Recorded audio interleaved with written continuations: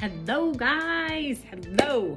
All right, a 5-minute client lab review. I should be able to keep this one to 5 minutes. It's pretty cut and dry. This is a stress case. This is nothing else but just high stress. This was a 46-year-old client of mine.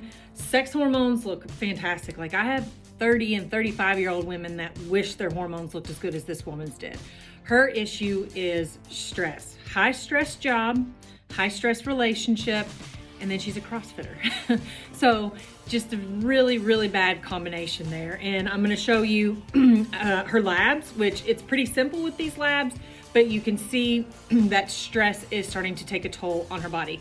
One thing to remember here is when we see things in blood work, it is like the last resort. Your body has given you so many other signals prior to actually now seeing it in the blood work. The issues are coming to face. So this is kind of like, I don't know, this is like not the last straw. I don't want to say the last straw, but kind of the last straw of your body warning you and telling you, you need to make some changes. Things need to change, okay, when it gets in the blood.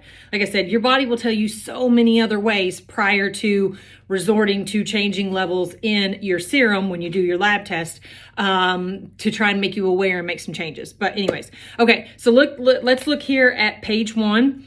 We can see her glucose is 97, which is high, and it got cut off on my picture here. Her insulin is 10.3, which is high as well. Insulin should be between 3 and 6, and then ideally glucose is between 75 to 85.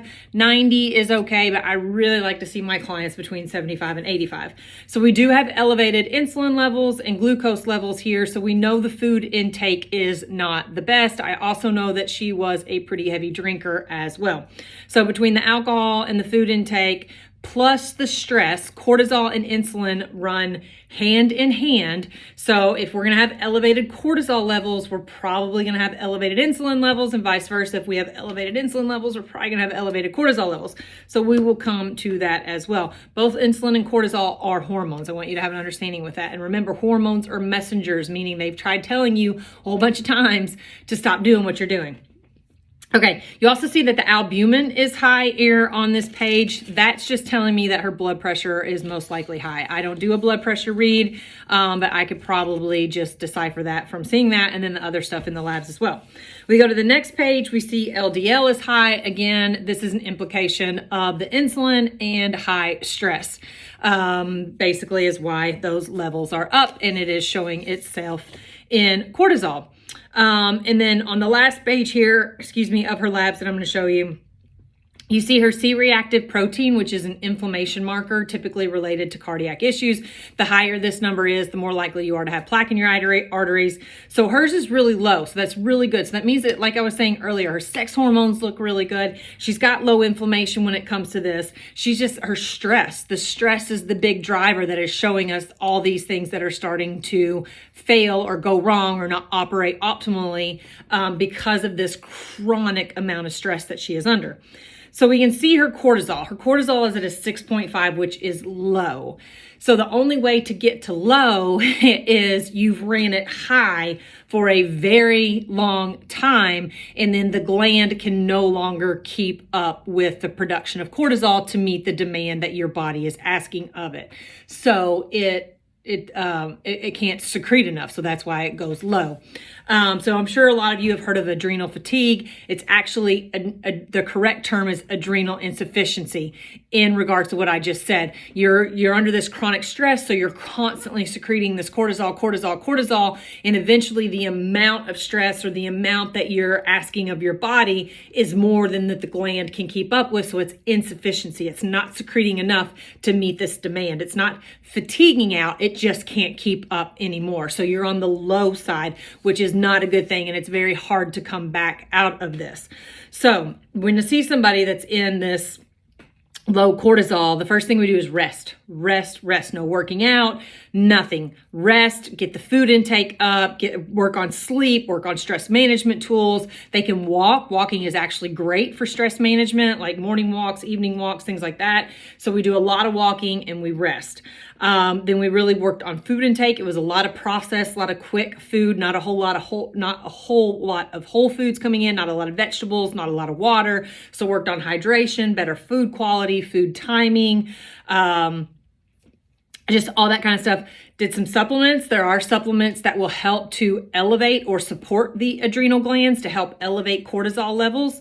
So we got on some of those. We got on some glucose disposable agents as well to help to blunt the insulin response to food when she was eating, to help her make her feel better.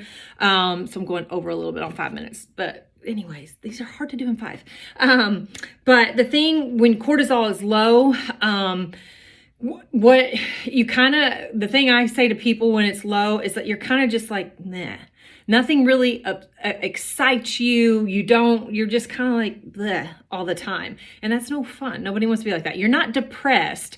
You're just no motivation, very low motivation for anything. And you're just kind of like, with it. And we just don't want to be that way. So like I said, we did some adrenal support. We worked on some food quality choices. We backed off of exercise. We worked on some insulin support as well, hydration, sleep, stress management, all this kind of stuff to help improve these numbers. And then this, it's hard because this client loves her CrossFit, and CrossFit or interval training, high interval training, medium interval training, anything like that. If you are a very stressed individual, if your job is very stressful, if your life is very stressful, doing a very stressful workout is the worst combination. The only thing that you're doing is going to tank your system. More is not better, okay? And you're probably seeing, like she's not getting the results. We're seeing a lot of fat storage. We're seeing a lot of muscle loss, energy's down, libido's down, like again, these symptoms your body's giving back to you saying, what you're doing is not working. You need to stop. So just keep that in mind. If your job is super stressful, and those are typically those, people that are looking for those adrenaline rushes constantly because you think that's making you feel better, but it's not. It's just emptying the tank even more. So you need to do slow, controlled exercises. You need to go for walks. You need to incorporate some restorative yoga, some meditation, breathing techniques, read a book, listen to a podcast. Do some things to stimulate you in other ways. And just as much as you've learned to be disciplined with your exercise, you have to learn to be disciplined and rest and listen to your body so that you can reach the results that you want and not to start to feel like crap or continue to feel like crap or let it get even further down the line and even harder to dig yourself out of the hole that you've dug. So I hope this was helpful for you guys, interesting. You can find all my information on my programs at CynthiaWilliamsWellness.com. I do have a group, a hormone and gut health group. It's an 8-week group where I review blood work and I do this kind of thing for clients in that program. So if this sounds like you and you want some help, that would be the program to sign up for. So have a great day.